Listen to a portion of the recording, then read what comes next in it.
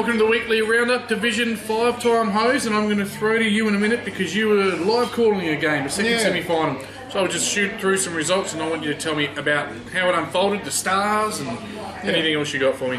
It was Glenunga, 13 goals 10, 88, CBC 8 goals 8, 56. So congratulations to the Rams. You well done, Glenunga. Moving to Division 4 is good progressive predicted all year. Too. Yep, yeah, absolutely it is. And getting us out for the live call, they do things well. We've been saying it all year. And Simon, the president, and a lot of other people out there do a great job, and they're a progressive club. So they've been speaking to us about a lot of things for next year. And so get on the bike to Glenunga, you might say. Yeah. So for Glenunga, Big Harry Prosser kicked 4, Nicky Wonky kicked 4.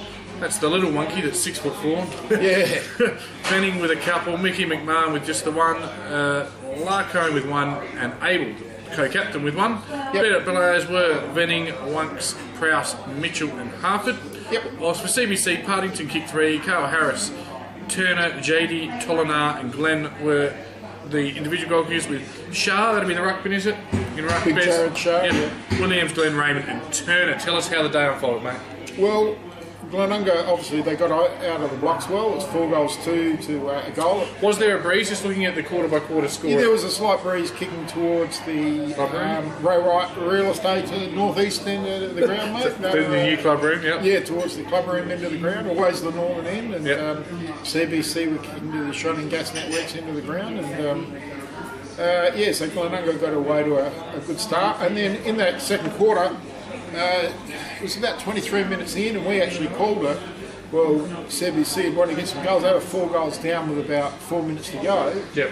And they did. They were I think about 28 points down with 4 minutes to go, and they kicked 4 goals in a 4-minute period. And it was only I think it was 4 points at half time. Yep. And but they got all their goals late in the quarter in junk time. Yep. And little fella Raymond, he kicked up. I think he kicked a couple. I think he kicked a couple. It doesn't say so here though. That's odd. I thought Raymond, we did him because we were marking him down. Anyway, he kicked a couple.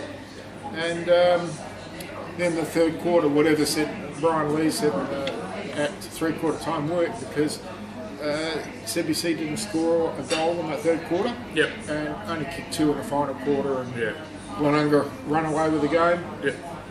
The most influential man on the ground was Big Shah, the ruckman.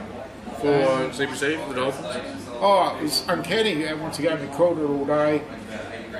Him getting the ball down to Harris in the midfield, and then Shah had to come off the ground for 10 minutes. So Carl Harris is it's like a strong. He's their coach. He's their coach as well. Playing coach, And former Sacred Heart lad. Yeah, he played at Sacred Heart, and every time that Shah come from the ground, they put the second ruckman on, and Glenunga just did as they pleased. And they had the big 6'10" ruckman, Big Orkin, and he just dominated, and that's when they scored all the goals. And I probably would have done something different with Shah. I probably would have rolled him forward and let him rest him up forward, because it was no use coming to the bench. At least he's going to take a really big bloke to look after him. And, I probably would have done something else with him. Yeah, fair enough. But Glenunga too good, and through to a grand final.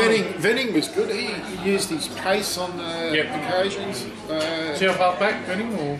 Venning played through the midfield. Yeah. Played through the midfield. Wonky was good. Nick up forward, kicked 4. Prowse on the wing, kicked well. Mitchell. Now he's really good. He's a really good defender. He's one of the lads that flies in from Sydney. There's 2 brothers flying from Sydney. Yep. And this guy here is a real consummate down defender. He punches away every time. Yeah, Tim and Andrew. Yeah, and he just punches away, which is coach loves that. Yep. And the other lad down there, Harford. Now he played in that key post at the fullback, but he marks everything. So they complement each other pretty well. And both good. And no, they're a very well-oiled machine. I was very impressed when I saw them the first time. We've seen them 3 times now this year, and everything I've seen from the club is just super impressive. And whilst they might get a bit of online hatred, that's because people are probably jealous of them, and they're a club on the way up. I know Raymond did kick 2. I can't see why he hasn't been named with 2. But anyway, it doesn't matter. But certainly young Jedi, played pretty well. They've got a bloke called Tolinar who played pretty well. They did that, left him one out inside 50. Yep. Big, played a full forward, and it was interesting. It was an interesting game. Let's get on to the other one, because it'd have to be considered a bit of an upset. Now, you said at the start of the year Paraka would make the grand final. Yep. Well, they're close, and they have knocked off Lockleys at Lockleys. Lockleys just gone off the boil at the wrong end of the year. Maybe peaked too early. They were sitting top there for a portion of the season. It was Lockleys 13-10-88. Paraka, pardon me, 15-15-105. Paraka coming home with a 5-goal before last quarter, but after trailing at half-time, Paraka, too good in the end. Yeah, better players for Paraka. We've got Edgell with one, Dale Armstrong, the captain, Baker up forward. They're centre half-back, Ruckman, Gear, and Barnes. Goal kickers, we had Baker with 5, back with 3. They kick a lot of goals up across the forward line. Edgell with 2, Adams, Polenskov, Timpano, Simmons, and Vandermeer. And for Lockleys, it was Micken with 3, Spur with 2, and Singles 2. Well, that would be 10 other players. No, that would be 8 other players. Better players were Hank, Shawnee Kraut, Langcake, Spur, and Buckhecker. Oh no, Buckhecker. I haven't seen his name in the best players this year, so well done. But yeah, look, they were up and about early, and they would cock a hoop, and it was all Lockleys, and they've just fallen away a little bit at the end there, unfortunately. Yeah, they were the most offensive side heading into this week's game. Yeah, they were the most offensive side in the whole competition in Division 6. But the week before against CBC, they also couldn't kick goals in finals, and they couldn't kick them again on Saturday when they kicked 13. But you know, straight sets it is, mate. So better teams than Lockleys have gone out in straight sets. Well, they had 7 extra scoring shots too, Paraka, so that a little bit of dominance there on the scoreboard. You'd probably say it's fair enough. So moving into this week's game, East Parklands, it is CBC Old Collegians, that's the Dolphins, taking on the Paraka Bulls, and that one will be at 2:15 at East Parklands. Pose your thoughts, your tips. I've got to be honest, mate, you're going to know these two teams a little better than me. I haven't seen either of them play this year. I haven't seen Paraka play. No, but you've got a lot of intel on Paraka. I speak pretty often, yeah. But I still haven't seen him play. I would have thought, from what I saw last week, well, I know Ocker all too well, and he's a brilliant coach, and he got too many. I just think he'd be able to shut him down. I don't think you can shut Shah down because he's too big, he's too strong in the ruck. But you're going to obviously have to go one-on-one with Harris at every stoppage and stop him getting the stoppages, clearance work, and then take advantage when Shah comes to the bench. You know, if I was once again to CBC, I'd leave him up forward, but they didn't want to do that last week for whatever reason.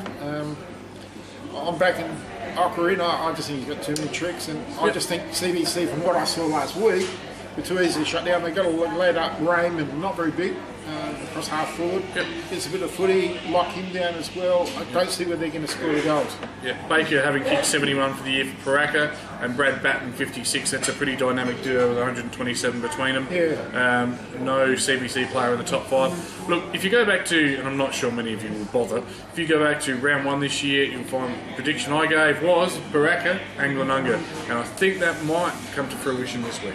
Could be wrong, but I think they'll cause an upset at CBC. The first time I've ever seen CBC play last week, so it's hard to really gauge from one game, but you know, it wasn't a lot to be excited about, I didn't think, from one game. Yep, that's fair enough. Best of luck to both teams. We're back next week with the grand final preview of Division 4. Thank you.